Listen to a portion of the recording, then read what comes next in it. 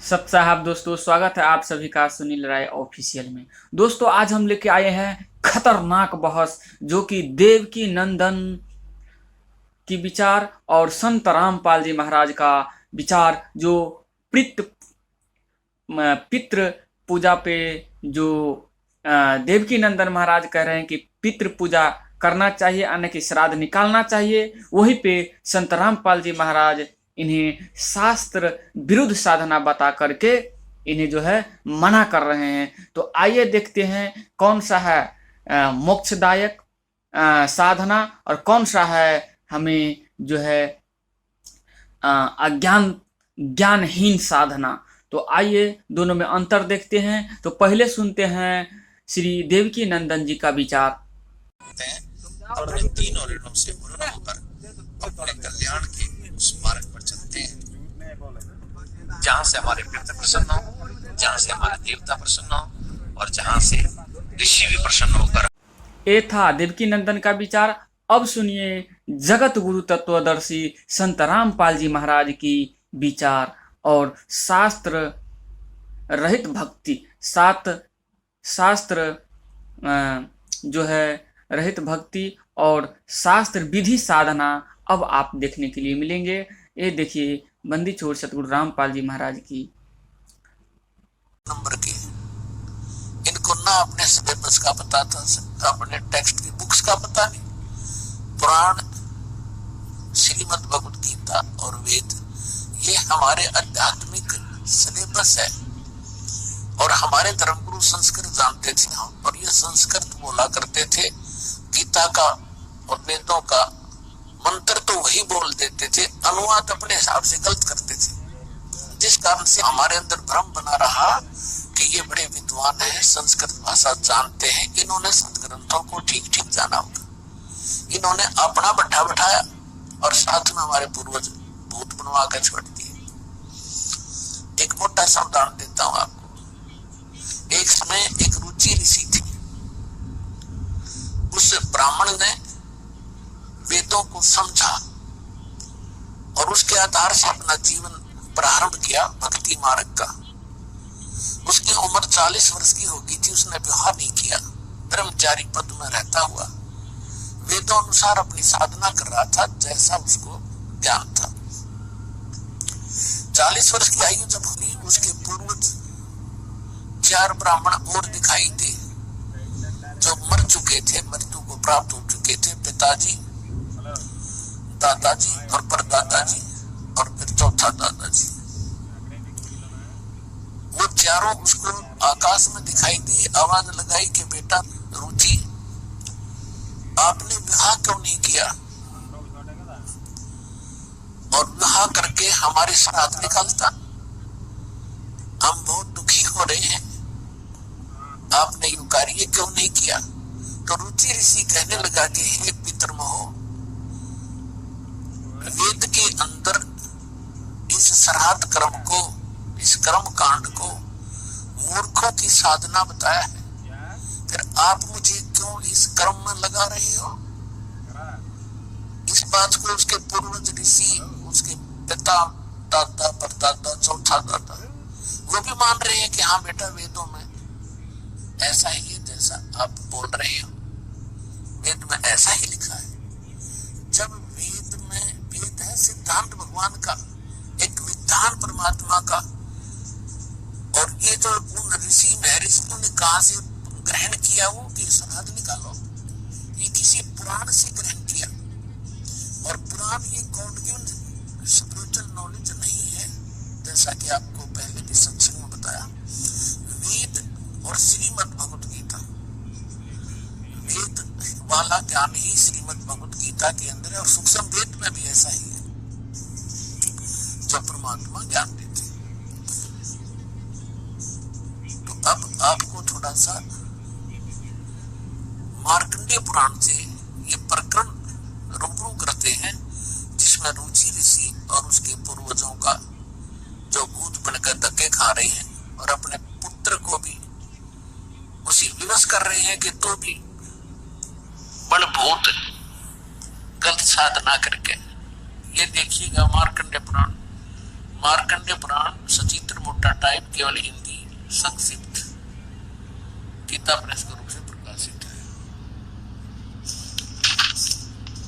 और ये कहां से छपा है?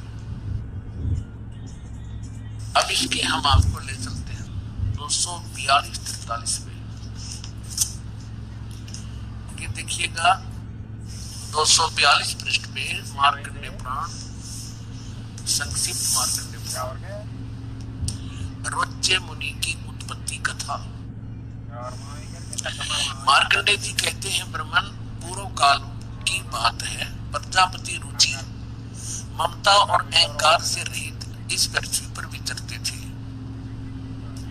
उन्हें किसी से बैर नहीं था, वे बहुत कम सोते थे। उन्होंने न तो अग्नि की स्थापना की थी और न अपने लिए घर ही बना रखा था।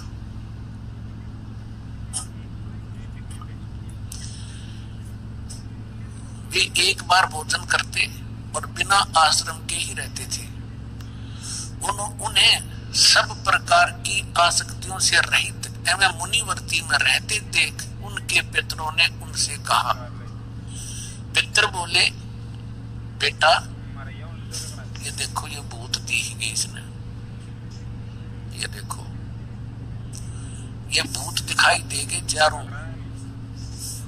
ये पिताजी, दादाजी और फिर दादा का पिताजी, दादा का परदादा जी, ये चारों भूत बन रहे ऋषि जी। अब ये क्या इंस्ट्रक्शन दे रहे हैं देखिएगा। पितर बोले, बेटा यह स्वर्ग और अपवर्ग का हेतु होने के कारण एक पुण्यमय कार्य है, उसे तुमने क्यों नहीं किया? गृहस्थ पुरुष समस्त देवताओं, पितरों, ऋषियों और अतिथियों की पूजा करके पुण्यमय लोकों को प्राप्त करता है। वह सभा के उच्चारण से देवताओं को, श्रद्धा के शब्द से पितरों को तथा अन्नदान, बलि, वैष्णदेव आदि से भूत आदि प्राणियों एवं अतिथियों को उनका भाग समर्पित करता है। बेटा हम ऐसा मानते हैं कि गृहस्थ आश्रम को स्वीकार न करने पर तुम्हें इस जीवन में क्लेश पर क्लेश उठाना पड़ेगा और मृत्यु के बाद और दूसरे जन्म में भी क्लेश ही भोगने पड़ेंगे। अब रुचि ऋषि कहता, पितृगण परिग्रह मात्र ही अत्यंत दुख एवं पाप का कारण होता है और तथा उससे मनुष्य की अधोगति होती है। यही सोचकर मैंने पहले स्त्री संग्रह नहीं किया। अब हम ज्यादा ना पढ़ के आपको अपने काम की बात बनाएंगे। पितर बोले, बेटा जितेंद्रिय होकर आत्मा का प्रक्षालन करना उचित ही है। तुम जिस पर चल रहे हो वह मोक्ष मार्ग है। रुचि ने पूछा, पितामह वेद में कर्म मार्ग को किसको? तो इसने भी बताया था कि इन्होंने बताया था इन पितरों ने कि गृहस्थ पुरुष समस्त देवताओं, पितरों, ऋषियों और अतिथियों की पूजा करके पुण्य लोकों को प्राप्त करता है। वह सभा के उच्चारण से देवताओं को,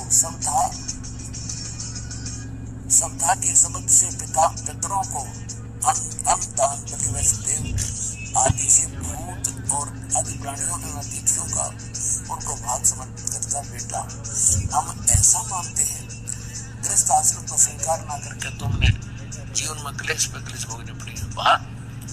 भाव है कि तुम ये श्राद्ध स्रोत ना निकालता, ये निकाल। अच्छा यू क्या कह रहा है? ये कह रहे हैं कि जो तू लग रहा है ना, यू तो है मोक्ष मार्ग। अब के पूर्वज कह रहे हैं कि जो तू लग रहा है वो मोक्ष मार्ग है और हम बताओ वो नरक मार्ग में आ जा, तू मोक्ष मार्ग में छोड़ दे। ये देवता कह रहे हैं पितर। देखो पितर बोले, बेटा जितेंद्रिय होकर आत्मा का प्रक्षालन करना उचित है, किंतु तुम जिस पर चल रहे हो तो मोक्ष मार्ग है। अरे हम बतावांगे कौन सा मार्ग है। रुचि ने पूछा, पितामह वेद में कर्म मार्ग को अविद्या कहा गया है। ये श्राद्ध स्रोत निकालना, भूतों की पूजा करना, तेरहवीं करना, ये सारा कर्म मार्ग है, कर्म कांड है। वेद में कर्म मार्ग को अविद्या, मूर्खों का मार्ग कहा गया है। फिर क्यों आप लोग मुझे उठे उस मार्ग पर लगाते हैं। पितृ बोले ये सत्य है कि कर्म को अविद्या ही कहा गया है, इसमें तनक भी मिथ्या नहीं। फिर क्या रह गया? अब इनकी अकल देखो, इनकी चोर ले गए इनकी अकल को, इन पितरों की, श्राद्ध निकलवाने वालों की। अब वो लड़का ठीक आदना कर रहा था अपनी वेदों के आधार से, और ये भी मानते हैं कि तू आप जो साधना करे तो मोक्ष मार्ग है, क्या हमारा नहीं मानते तो कुएं में गत्र बन। और ये कह रहा कि रुचि कह रहा कि ये तो वेद में इसको मूर्खों की पूजा बताया है, अविद्या क्या है, और खुद भी मानते हैं ये बात तो सही है, इसमें कोई मिथ्या नहीं। फिर टट्टू रह गया, थोड़ा शर रह गया, क्या रह गया? तो वेद में रिजेक्ट कर दिया कि साधना नहीं करनी चाहिए, पितृ पूजा, भूत पूजा। अब कहने का भाव यह है कि इन्होंने इस रुचि को डरा धमका के, अटपट सुना के, अब जिसके पहले वाले 4 दादे परदादे पिताजी दिखाई दे जा, ये तो खैर बुद्धिमान व्यक्ति था, थोड़ा बहुत इसने तो अपना तर्क दे भी दिया। और आपको कोई 4 दादे दिख जाता तो समर्पण कर दो, बोलो जी के को वही कर दूंगा। तो हमने इन दादों के चक्कर में पड़ा नहीं।